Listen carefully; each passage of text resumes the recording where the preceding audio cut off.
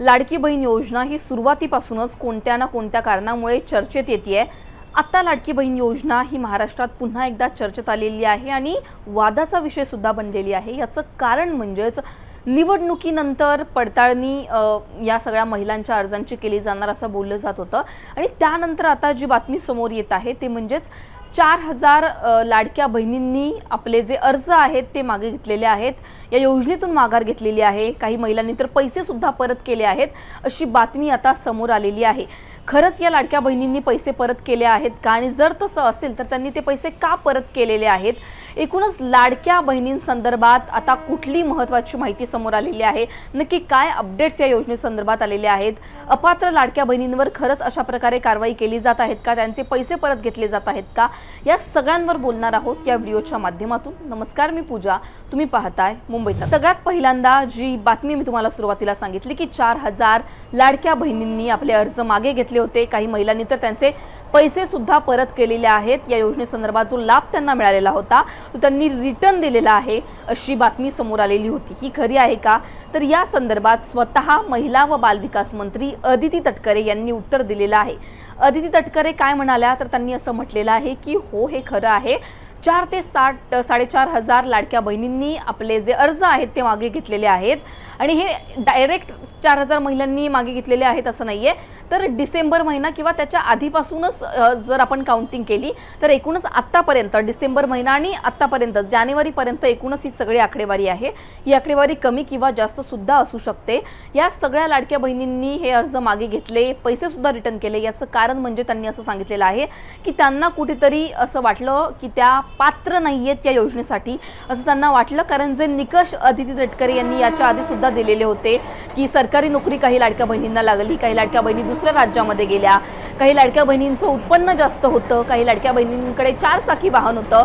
त्याच्यामुळे या लाडक्या बहिणींनी स्वतःहून आम्ही या योजनेमध्ये बसत नाही, आम्हाला या योजनेचा लाभ होऊ शकत नाही म्हणून पैसे परत दिलेले आहेत अशी माहिती स्वतः महिला व बालविकास मंत्री अदिती तटकरे यांनी दिलेली आहे। त्याच्यामुळे 4000 लाडक्या बहिणींनी पैसे परत केलेले आहेत, अर्ज मागे घेतलेला आहे। ही जी बातमी पसरलेली आहे, मोठ्या प्रमाणात चर्चेत आलेली आहे, यावर जर आपण बोललो तर आपण पात्र नाही आहोत, आपण या योजनेमध्ये बसत नाही आहोत म्हणून या लाडक्या बहिणींनी हे पैसे परत केलेले आहेत असं स्वतः अदिती तटकरे यांनी म्हटलेलं आहे। आता दुसरा प्रश्न या सगळ्यांमध्ये विचारला जातोय तो म्हणजेच या लाडक्या बहिणींचे खरंच आता यापुढे ज्या अपात्र लाडक्या बहिणी असणार आहेत त्यांचे पैसे परत घेतले जाणार आहेत का? त्या लाडक्या बहिणींवर कशा प्रकारे कारवाई केली जाणार आहे? यावर बोलताना अदिती तटकरे यांनी काय उत्तर दिलेले आहे ते सुद्धा आपण पाहूयात। त्या असं म्हणाल्या की क्रॉस व्हेरिफिकेशन करताना जर कुठली महिला अपात्र आढळली तर त्या महिलेला तशी माहिती दिली जाईल। आता जसं 4500 बहिणी पुढे आल्या आहेत, त्या स्वतःहून शासनाला पैसे रिटर्न करतायत, तशाच पद्धतीने ज्यांनी चुकीच्या पद्धतीने फॉर्म भरलेले आहेत त्या लाडक्या बहिणींना त्या संदर्भामध्ये कळवलं जाईल असं अदिती तटकरे यांनी म्हटलेलं आहे। इनडायरेक्टली त्यांनी असं सांगितलेलं आहे की जर कुठली लाडकी बहीण अपात्र असेल, निकषांमध्ये बसत नसेल तर स्वतःहून पुढे या आणि आम्ही अपात्र आहोत असं म्हणा आणि जे पैसे आहेत, जो तुम्हाला लाभ मिळालेला आहे तो तुम्ही रिटर्न करू शकता, तो आम्ही रिफंड आमच्याकडे असेल आणि आम्ही तो पुढच्या निधीसाठी, पुढच्या योजनांसाठी वापरू असं सुद्धा त्यांनी म्हटलेलं आहे। आता निकषांसंदर्भात मोठ्या प्रमाणात बोललं जात आहे, याची माहिती आधी सुद्धा त्यांनी दिलेली होती।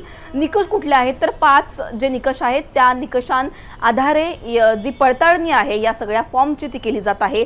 पहिलं म्हणजेच उत्पन्न 2.5 लाख आहे का, दुसरं म्हणजे 4 चाकी वाहन आहे का, बँक खात्यावरचं नाव आणि आधार कार्डवरचं नाव जुळतंय का, सरकारी नोकरी या लाडक्या बहिणीकडे आहे का किंवा महाराष्ट्राची ती रहिवासी आहे का, हे सगळे जे निकष आहेत ते तपासले जाणार आहेत आणि कुठल्या निकषांमध्ये जर लाडकी बहीण बसत नसेल या तर ती अपात्र ठरवली जाणार आहे, तिचं नाव या लाडक्या बहीण योजनेतून वगळलं जाणार आहे अशी सुद्धा माहिती अदिती तटकरे यांनी दिलेली आहे। सगळ्यात महत्त्वाची ही बातमी आहे कारण 4000 लाडक्या बहिणींनी पैसे परत केले आहेत, फॉर्म मागे घेतला आहे अशी बातमी मोठ्या प्रमाणात पसरली होती। याच्यामध्ये सत्य काय होतं, खरंच हे झालेलं आहे का, हे सगळं सांगण्याचा हा प्रयत्न होता आणि आता पुढे जाऊन हे क्रॉस व्हेरिफिकेशन सुरूच असणार आहे। सगळ्या अर्जांची ज्या तक्रारी आलेल्या आहेत त्या निकषांची पडताळणी केली जाणार आहे अशी माहिती अदिती तटकरे यांनी दिलेली आहे। त्याच्यामुळे तुम्ही सुद्धा जर निकषांमध्ये बसत नसाल तर तुम्ही सुद्धा तुमचा फॉर्म मागे घेऊ शकता अशी सुद्धा माहिती त्यांनी दिलेली आहे। त्याच्यामुळे आता ज्या लाडक्या बहिणी निकषांमध्ये बसणार नाहीत त्यांच्यासाठी ही धोक्याची घंटा आहे। कारण निवडणुकीआधी जर आपण बघितलं तर सगळ्याच लाडक्या बहिणींनी जवळजवळ ज्या लाडक्या बहिणींनी हे फॉर्म भरले होते योजनेचे, सगळ्यांचेच अर्ज मंजूर करण्यात आलेले होते, सगळ्यांचेच फॉर्म सबमिट झालेले होते आणि सगळ्यांनाच या योजनेचा लाभ मिळालेला होता। पण निवडणुकीनंतर आता पुन्हा एकदा सरकार या योजनेची, या फॉर्मची पडताळणी करत आहे आणि आता आपल्याला रोज या लाडक्या बहिणी संदर्भात वेगवेगळ्या बातम्या समजत आहेत, वेगवेगळ्या गोष्टी समजत आहेत आणि त्यातलीच ही एक बातमी होती की ज्या लाडक्या बहिणींना, अपात्र ज्या लाडक्या बहिणी आहेत त्या त्यांचे पैसे रिटर्न करू शकतात। त्याच्यामुळे आता पुढे जाऊन आणखीन कुठली लाडक्या बहीण संदर्भात अपडेट येते हे आम्ही तुम्हाला ही माहिती देतच राहू। पण सगळ्यात अजून एक प्रश्न विचारला जातो तो म्हणजेच हप्ता कधी येईल या महिन्याचा। तर या संदर्भात सुद्धा माहिती अदिती तटकरे यांनी दिलेली आहे की महिन्याच्या शेवटच्या आठवड्यामध्ये लाडक्या बहिणीचा जो जानेवारीचा हप्ता आहे तो दिला जाणार आहे। तुम्हाला एकूणच अजून या लाडक्या बहिणी संदर्भात, या योजनेसंदर्भात कुठले प्रश्न आहेत का ते तुम्ही कमेंट सेक्शनमध्ये मांडू शकता। आणखीन तुम्हाला जर काय या योजनेसंदर्भात कुठली माहिती हवी असेल ती सुद्धा तुम्ही कमेंट सेक्शनमध्ये सांगू शकता। हा व्हिडिओ तुम्हाला कसा वाटला हे सुद्धा कमेंटमध्ये सांगा।